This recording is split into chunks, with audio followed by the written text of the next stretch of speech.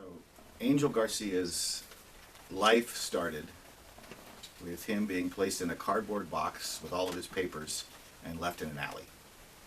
And a woman found him and took him home and started to raise him, just a stranger.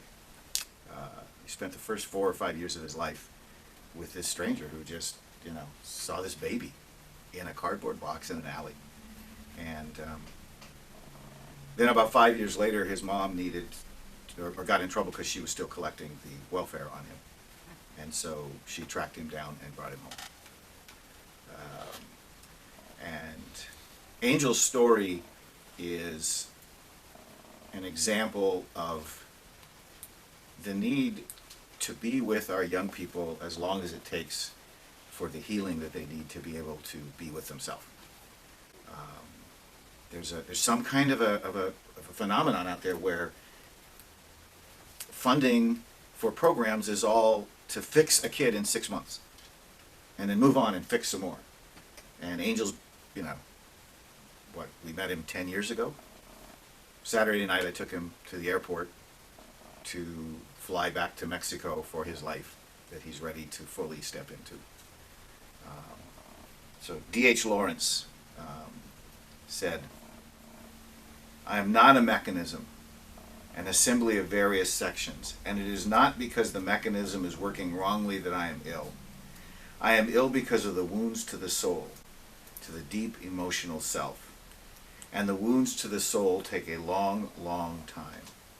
Only time can help, and patience, and a certain difficult repentance.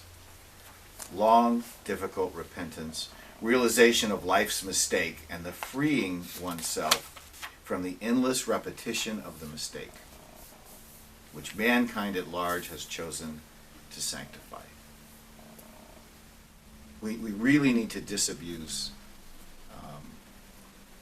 adults, mentors, youth workers, all of us from this idea that if we just do the right thing, this kid will be fixed and we can move on and fix some more.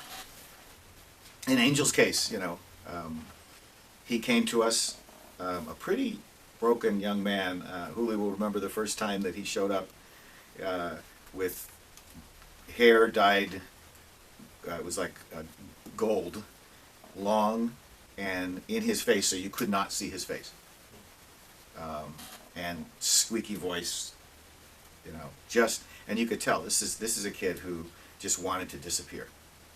In fact, one of the seminal moments of my life doing this work was doing a ritual with him to bury the rat poison that he had started to use to try to commit suicide.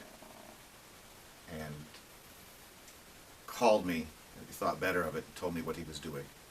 So I went and got him, and that kind of formed our partnership for his life and mine. But imagine what it would be like. Your start in life is being thrown away in an alley in a cardboard box. But then there's always those little, moments of grace. A woman finds him and decides to raise him,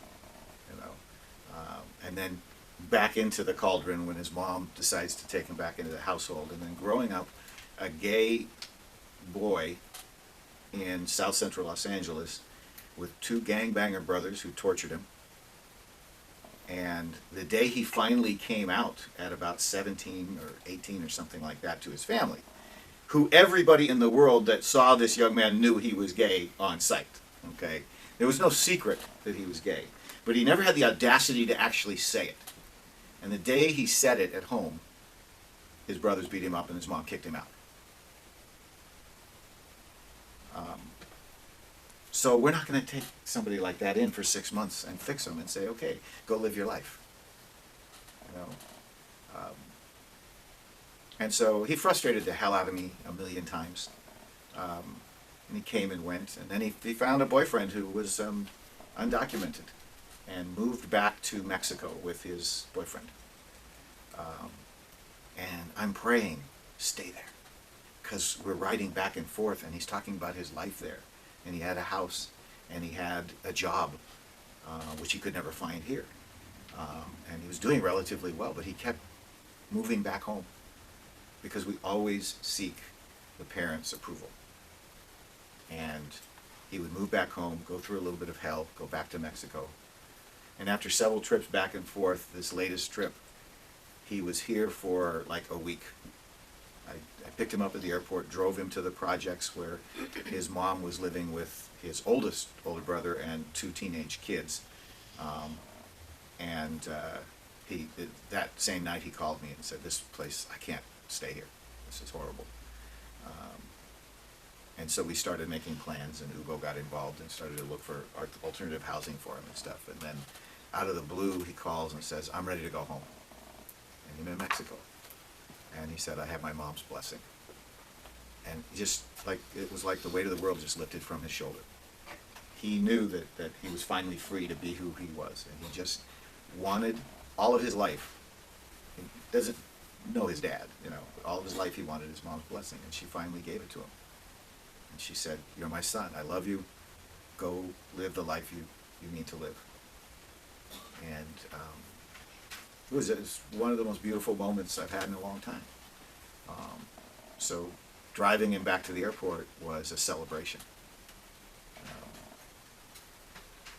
And it's just it just reminds us that no matter how many years go by, no matter how old we get, we need community, we need family, we need to continue to heal.